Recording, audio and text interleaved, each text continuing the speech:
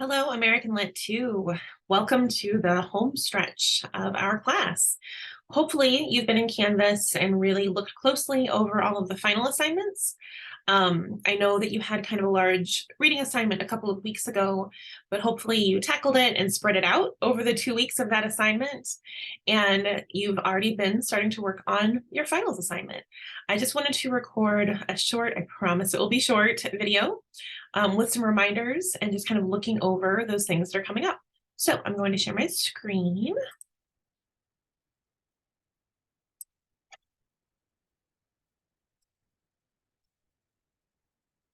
All right.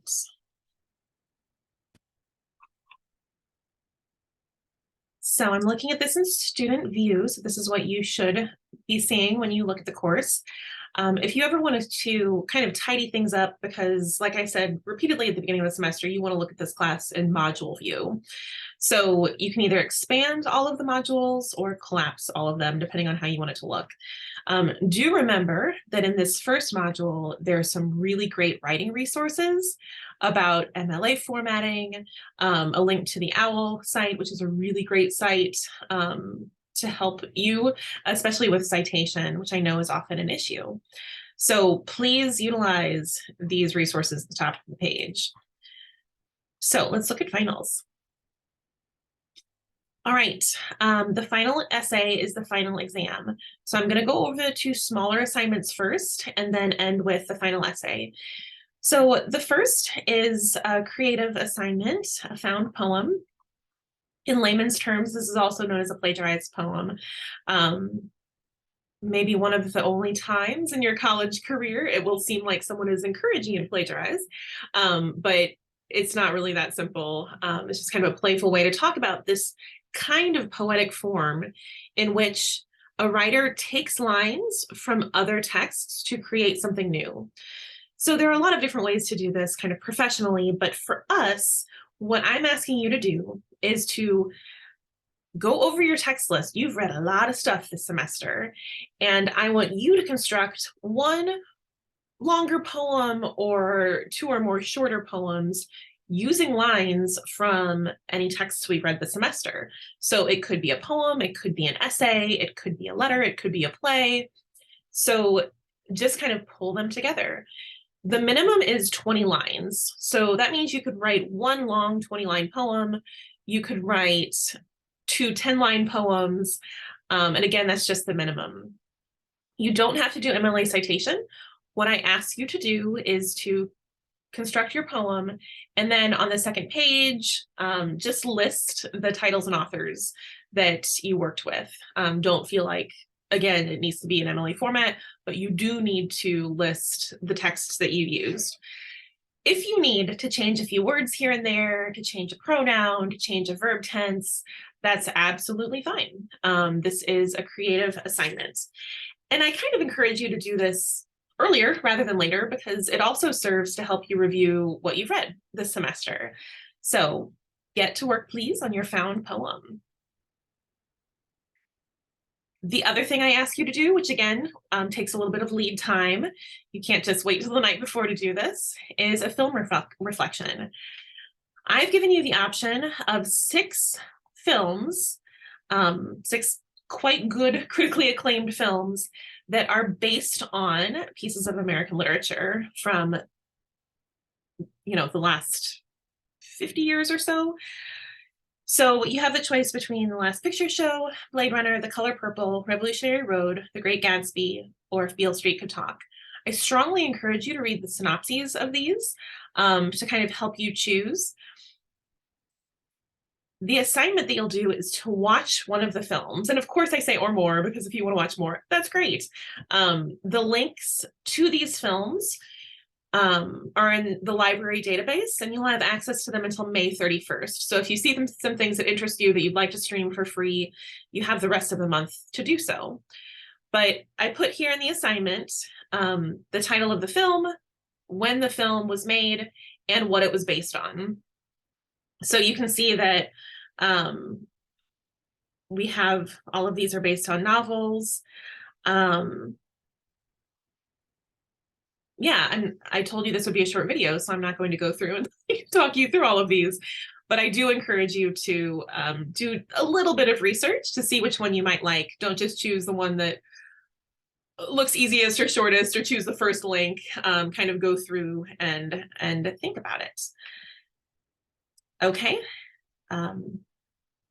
So those are your two smaller exams or smaller assignments for your finals. And then your final exam is the final essay.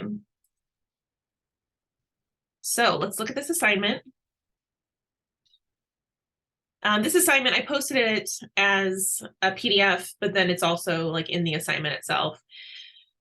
So you basically have a choose your own adventure kind of essay prompt. You can choose to do kind of a literature-based argument that includes some research and maybe tackles a current topic. So if you've taken Comp 2, you remember doing your research-based argument essay, this would be something kind of along those lines, but using a piece of literature or pieces of literature from the semester as a starting point, as inspiration. So that's one option. Another option is a comparative literary analysis. So again, if you've taken Comp 2, you likely did a comparative literary analysis.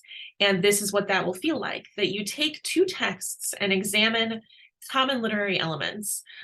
So maybe it's a poem from 1915 and a short story from 1990, but you find some interesting connection or some universal truth or theme, and you want to play with that. So this is more of kind of a traditional literary analysis where you'll be playing with symbolism and theme, etc. Or you can do critical literary analysis based on critical literary theory. And when I pop back into the module, I'll show you the handout for this.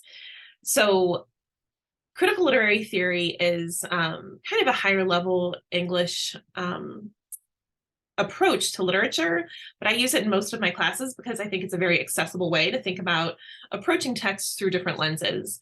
So some of the most common ones that I think are most easily accessible are critical race theory, Marxist criticism, feminist criticism, and psychoanalytical criticism.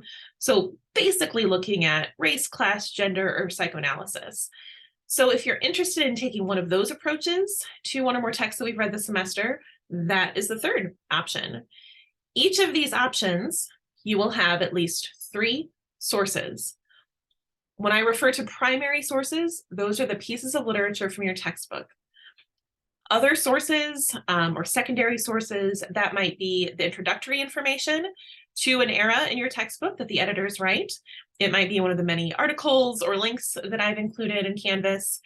And certainly you can find your own reputable sources, but please do remember that there's a lot of stuff in Canvas, so you may not need to stray too far. I also note that you can easily weave in film or music or kind of some of the pop culture things that we've gone over. Be creative. Think also about our weekly topics that we go over as a source of inspiration.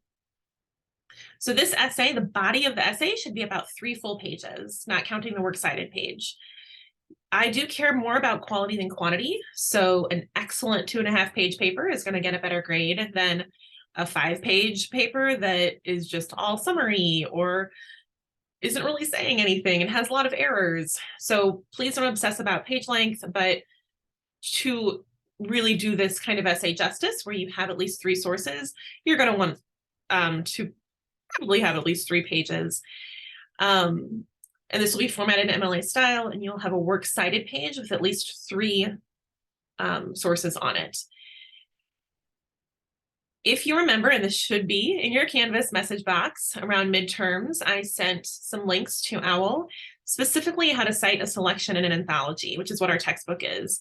So please remind yourself of that. I'll probably send a message with kind of a reminder, but proper citation is very important.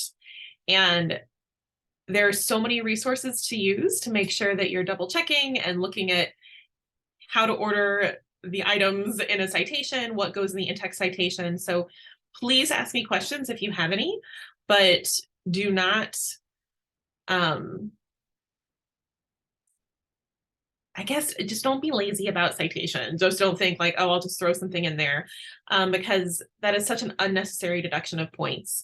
Your ideas, your voice, your analysis, that is what's most important, but you also have to get that technical stuff right as well. On the second page of the assignment, I just have some checklists. These two, they're kind of repetitive. The remember list is one that I put together because these are the things I see most often in essays that I want students to be wary of. And then a checklist for revised literary analysis as well. Just kind of helpful. If you can go through and make sure that you can check all these boxes, you're doing pretty well. So be sure to use this assignment.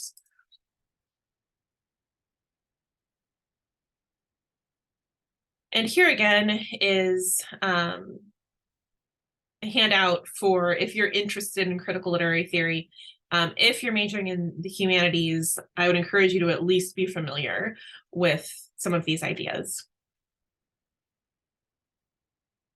You have an optional first draft submission. So by May 3rd at midnight, if you want me to look at a final draft, please upload it here. After May 3rd, certainly I'll answer questions, like shoot me an email, let me know, but this is where I can give you kind of the full attention of a first draft.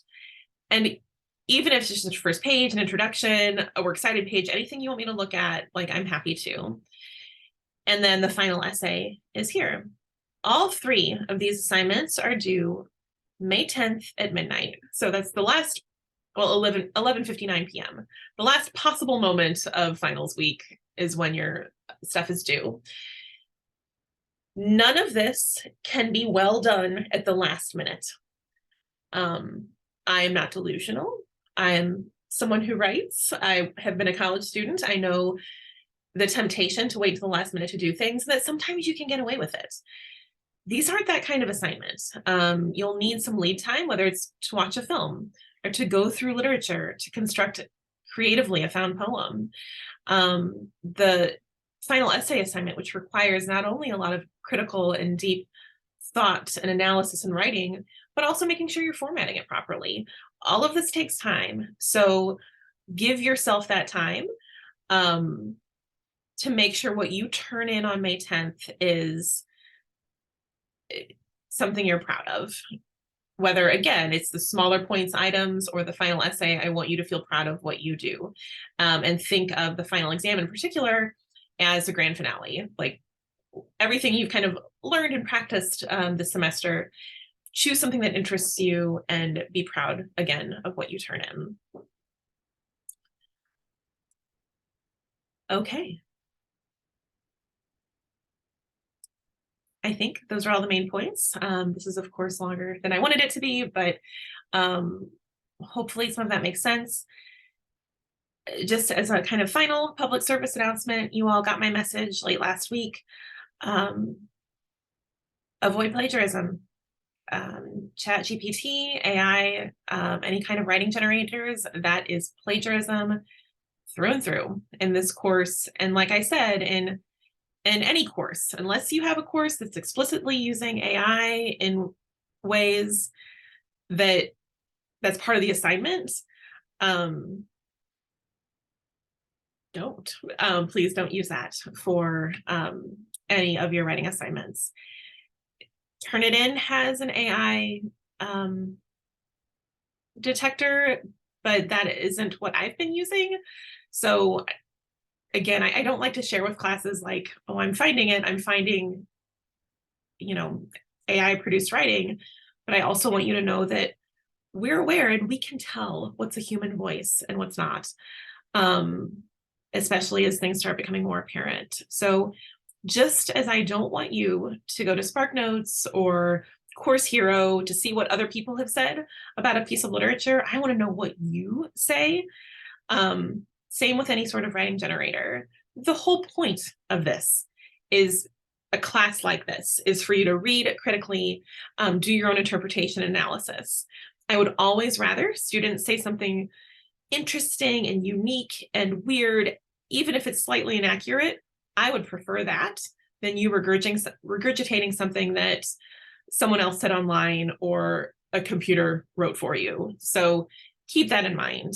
And if you ever have any questions about the gray areas of using sources, or if you want to know if a source is reputable or not, ask me. That is what I'm here for. So email me, send me a message on Canvas. If you are on main campus, I'm here a lot, especially these next couple of weeks. If you want to meet, just let me know.